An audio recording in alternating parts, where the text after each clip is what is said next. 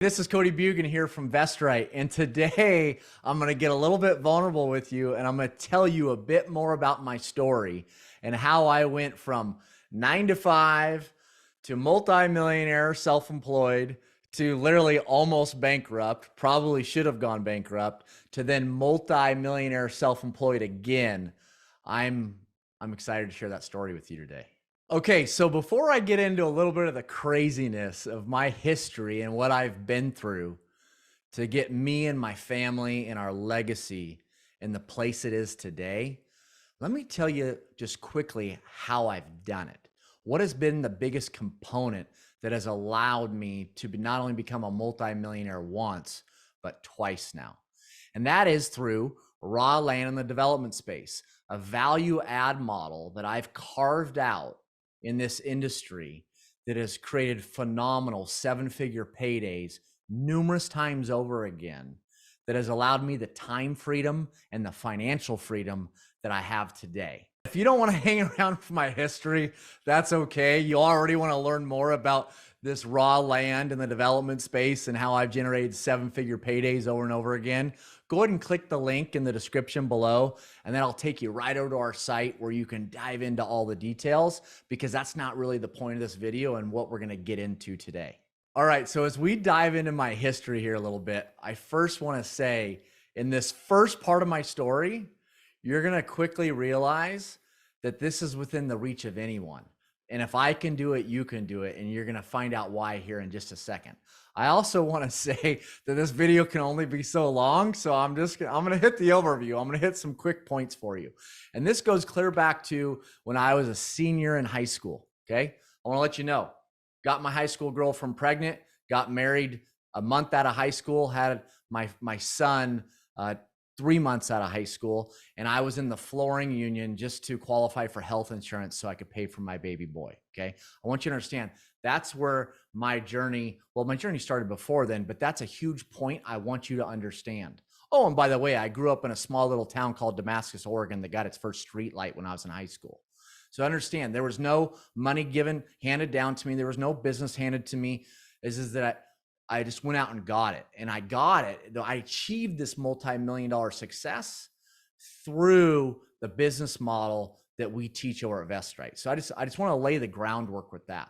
Okay. So as in 2002, I decided to get out of the flooring industry and get into the land development space, the home building space, getting into raw land that has development potential.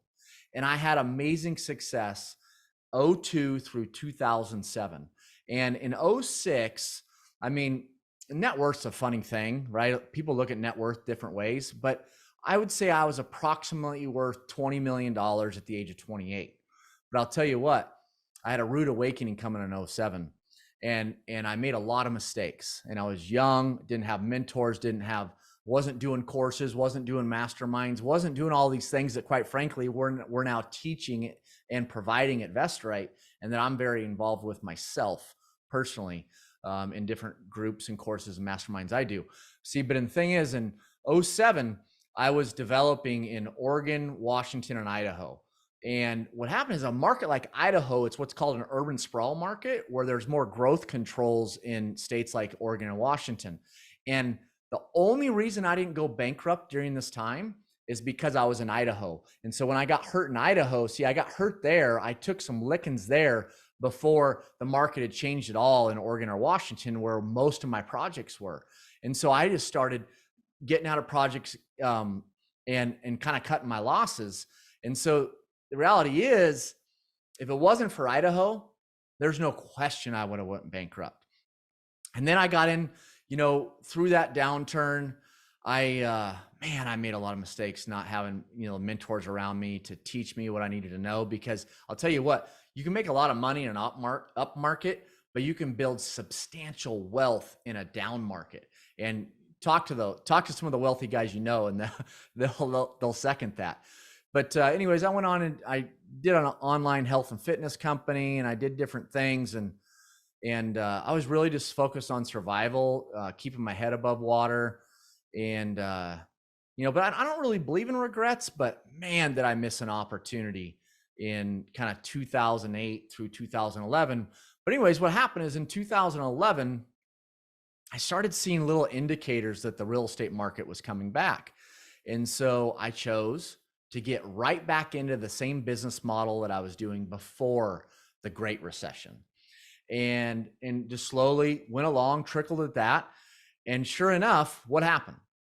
Well, because we're in the value add business, I can't stress that enough. We're in the value add business, meaning we go and we find raw land that has development potential. We take it through the approval process, and then we sell it to our clients approved. We can get into all those details later. But through that model, I was able to become a multimillionaire again. You know what? Let me stop for a second.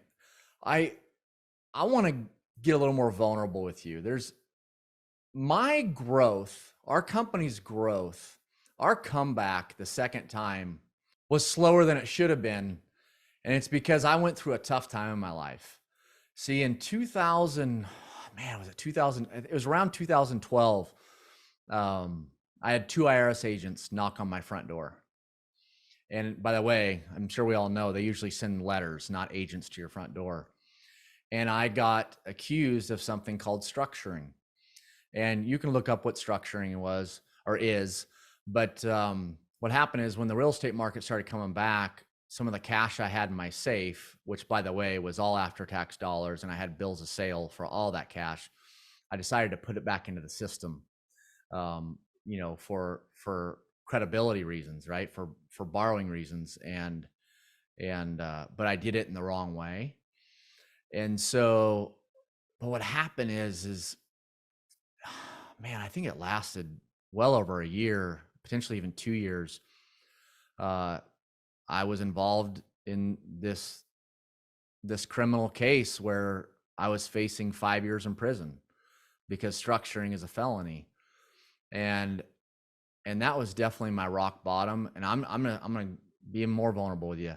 During that time, I'm not a big fan of the victim mentality. It's actually one of my pet peeves. And I was a complete hypocrite during that time. I was a victim during that time. I felt sorry for myself and I escaped reality. I abused alcohol. I was getting drunk 3-4 nights a week just to escape. And it was a tough time. You know, how my business survived during that time. Thank the Lord. I have no idea. But, that phase, which, the case lasted, I think, almost 2 years, but my loser stage lasted more like 3. It definitely slowed down my businesses, obviously, right? I was really negatively affecting my life and my legacy. But I'll tell you, the turning point is when I was at church and I heard a sermon. Just because you believe doesn't mean you have faith. And I grew up in the church. Well, I got saved when I was 8 years old, and I'd never heard a sermon quite like that one. And I always kind of looked at believing and faith as the same thing. And the reality is they're not. And really, this doesn't just relate to spiritual life. This relates to anything in life, is that you've got to believe in whatever it is you're doing or you want to do. But not only do you got to believe in it, you got to believe it's possible. You got to believe that you can do it. You got to be able to comprehend it. But you got to understand, faith is a component of the journey, is that you're not in control of everything. And so I realized believing was great, but faith is not the same thing as believing, but you have to have both. And so I started applying this to my life where, let's go to my spiritual life, is that I believe in the Lord, but I realized I was a control freak and that I wasn't, I needed to give up control and I needed to surrender and I needed to have faith. And so I have this, now I call it believe, action, faith. I actually have a t-shirt about it, that believe in whatever it is, go take the action. And beyond that, you have to have faith. Get up every morning, hoe your field, plant your seeds. But guess what? The rest is not up to you. The vegetation is not up to you, right? You just need to plant the seeds. You need to take the action. And beyond that, you're not in control. And that was a huge pivoting point in my life that I'm forever thankful, and has allowed me to have a certain peace that is priceless. And I'll tell you what, whenever I don't have peace in my life, I can quickly go over and look at my faith and realize I'm not exercising my faith muscle like I should. All right. So through this idea of believe, action, faith, I was so thankful because my mind started to get right.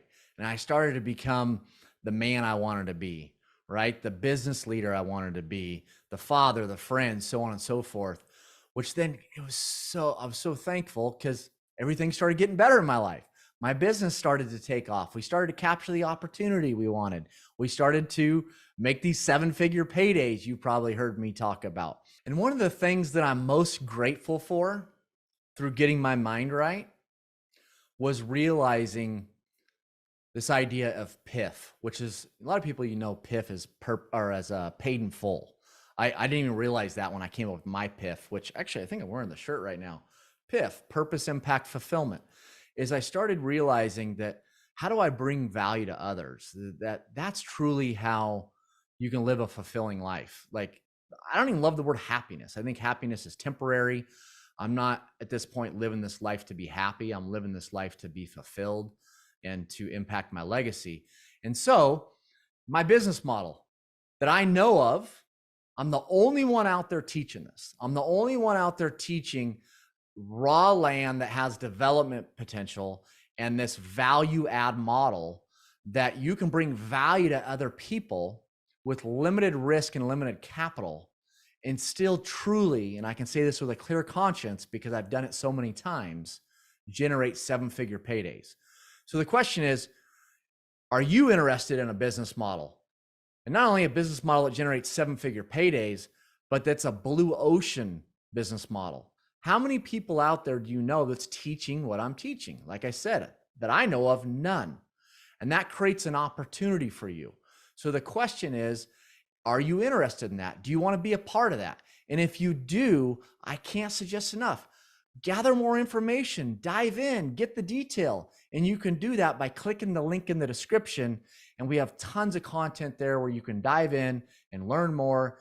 And I tell you what, if you even want to get on a call with our team, book a call with us and we'll explore this business model and your life and what your goals are. And if this is a right fit, we can be on this journey together. So with that said, I appreciate you very much. Thanks for watching.